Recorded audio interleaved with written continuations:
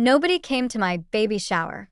I had decorated the living room with pastel balloons, set out trays of food I had spent the entire week preparing, and even bought a cake with tiny pink flowers on top. The invitations had been sent weeks in advance, reminders posted in the family group chat, and my phone had buzzed all morning with nothing but silence.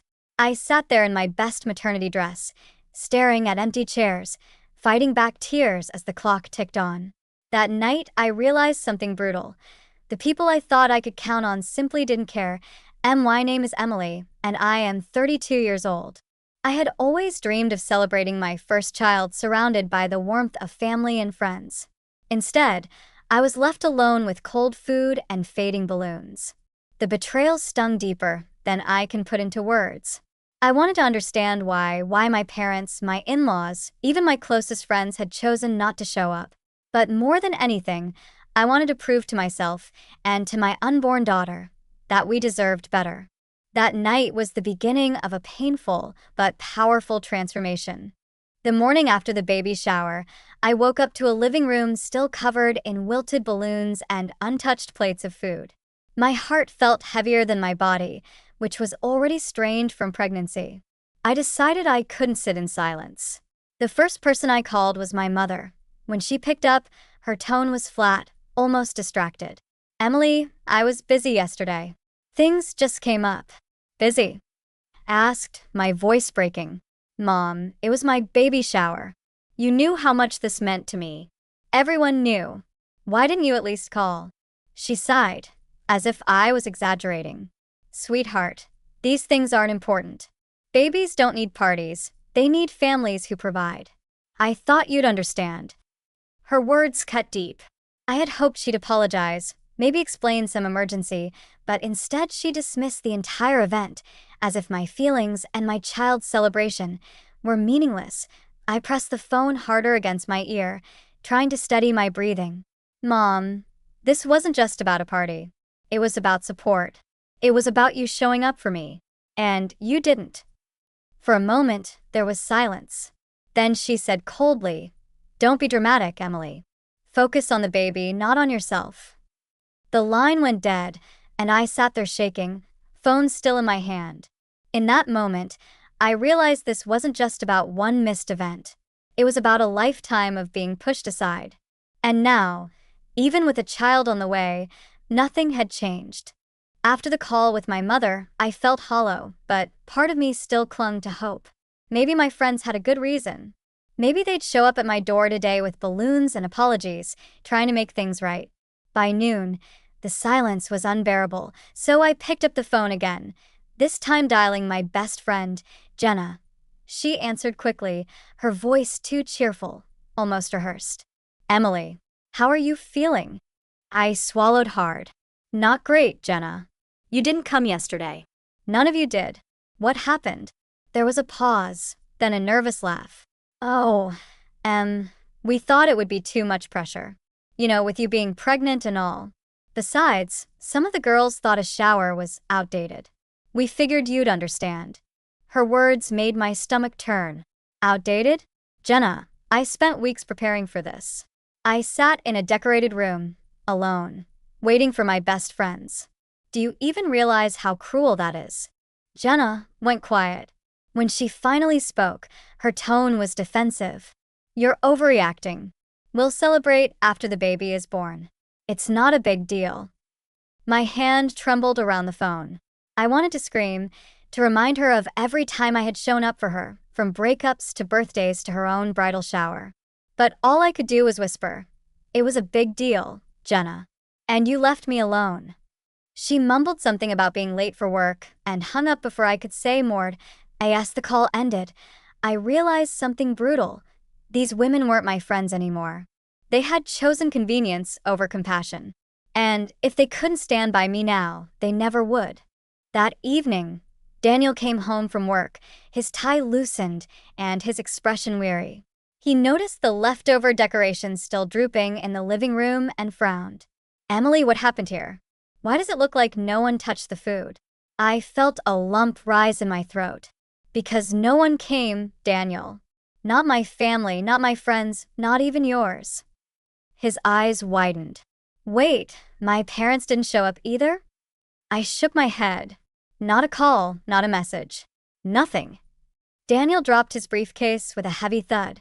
That doesn't make sense. My mom swore she'd be there. She even asked about the cake last week. Anger flared in my chest. Well, she wasn't. Nobody was. I sat here alone, Daniel. Alone. For a moment, he just stood there, staring at me as if he couldn't process it. Then he pulled out his phone and dialed his mother. I listened as her voice came through, muffled but sharp. Daniel, we didn't think Emily really wanted us there.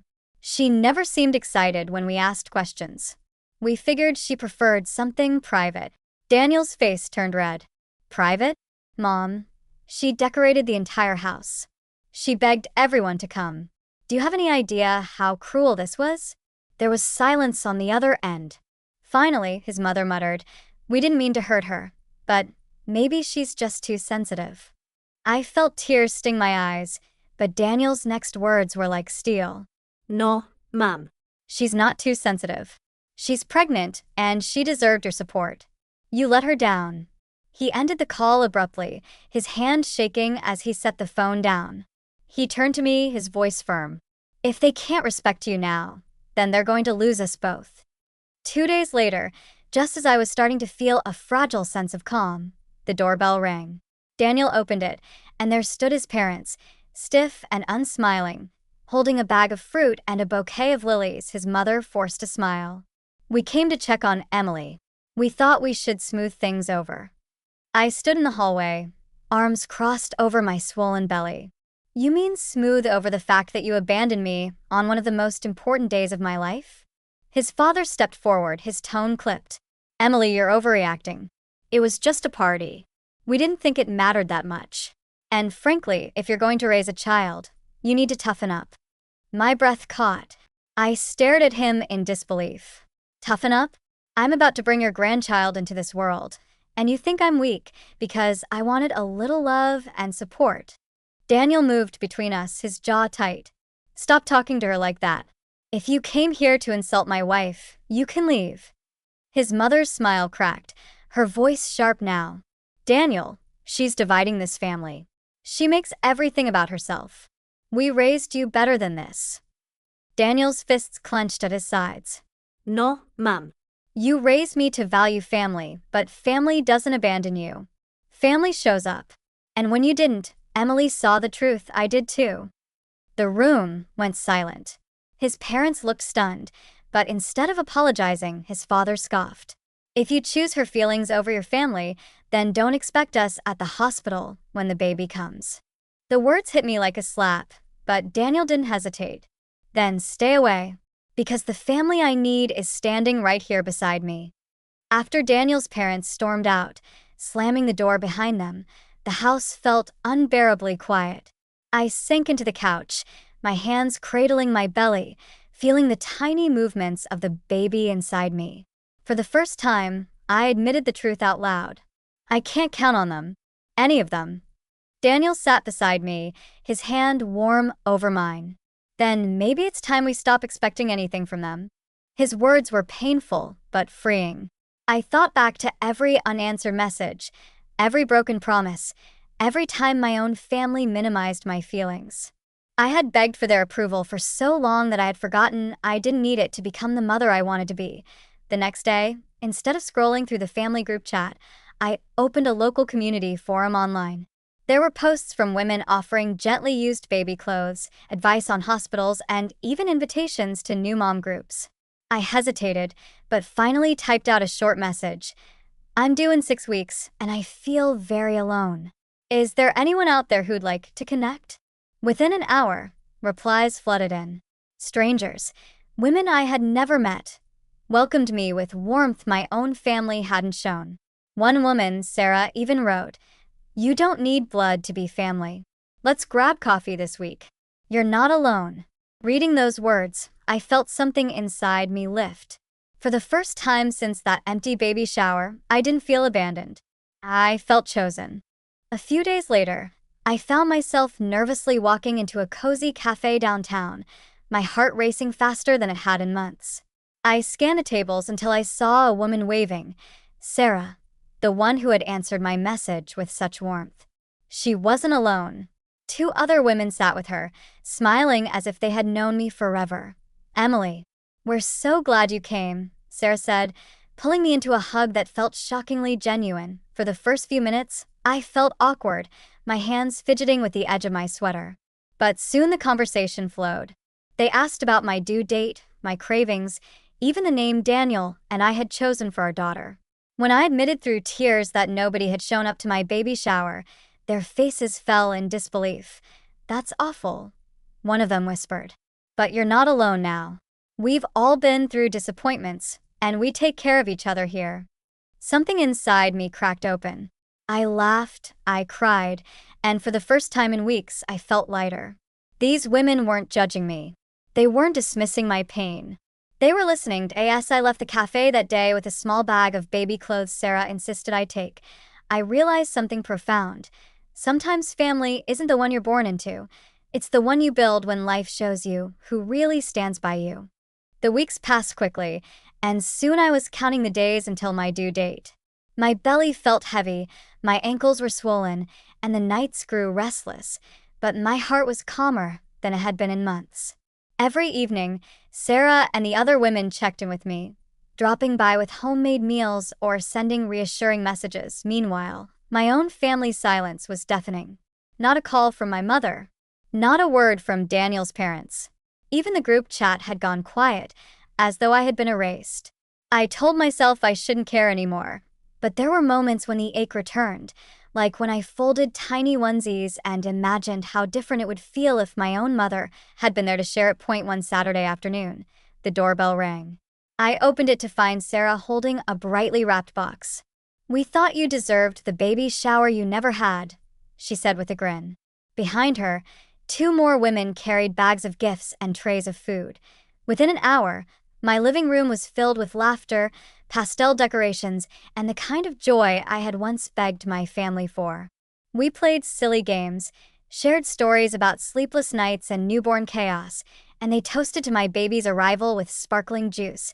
I sat surrounded by people who had only known me for a few weeks but already cared more than those I'd loved all my life. I felt tears spill over my cheeks. For the first time, I wasn't mourning what I had lost. I was celebrating what I had found. The night my contractions started, Daniel rushed me to the hospital, his hands trembling on the steering wheel.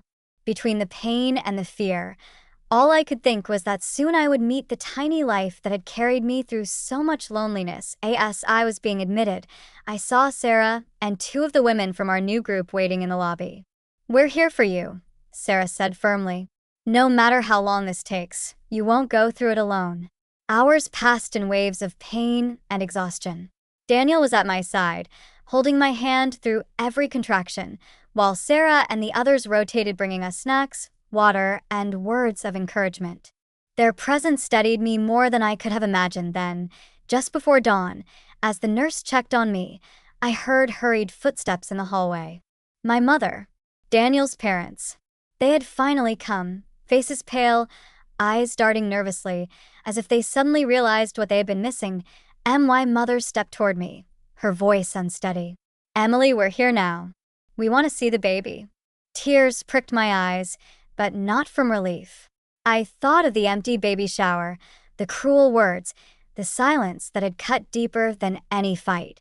And then I turned my gaze to Sarah, standing quietly by the wall, eyes full of nothing but love and loyalty. "This is my family," I whispered, squeezing Daniel's hand. "The people who showed up." The doctor's voice interrupted, urgent. "It's time. Let's bring this baby into the world." And with that, the decision was made, not in anger, but in clarity.